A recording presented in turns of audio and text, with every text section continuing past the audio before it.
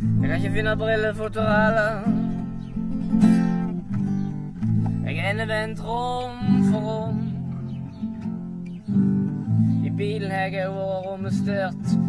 Aldri godt å vite hvor det fotoralet er parkert. Jeg vil ha tilbake brillefotoraler. Jeg må finne etter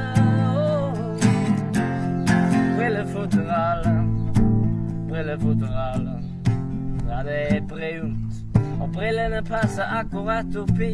Det er tilpasset brillene. Det nytter ikke å prøve å få noe annet i tillegg nedi. Da kan du risikere at du bøyer brillene når du klapper det i hopa.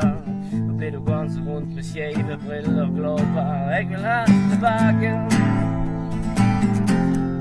brillefotoraler. Jeg må finne etter brillefotoraler. Brillefotoraler.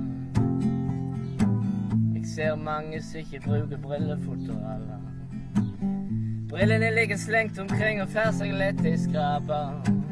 Mange ganger spør jeg rett ut: hvorfor bruker du ikke brillefotoral? Og da blir de svar skyldig.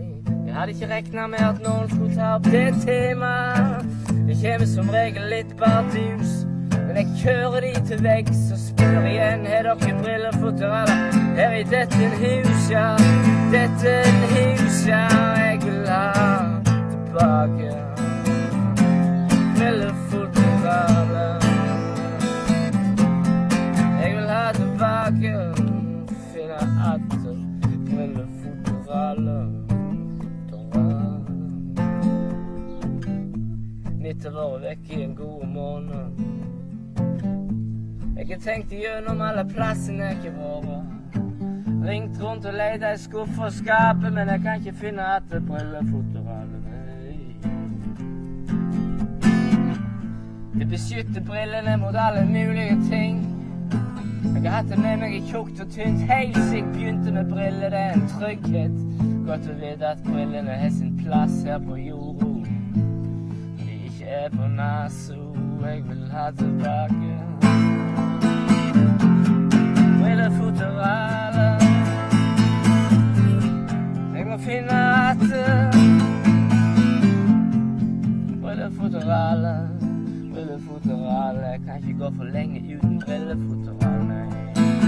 Jeg kan ikke gå for lenge uten brillefotoraler, nei. Da får jeg vel bare bite i det sure eplet og oppsøke en optiker og spør: har du noe tilbud? Har du noe tilbud? Har du noe tilbud på brillefotoraler?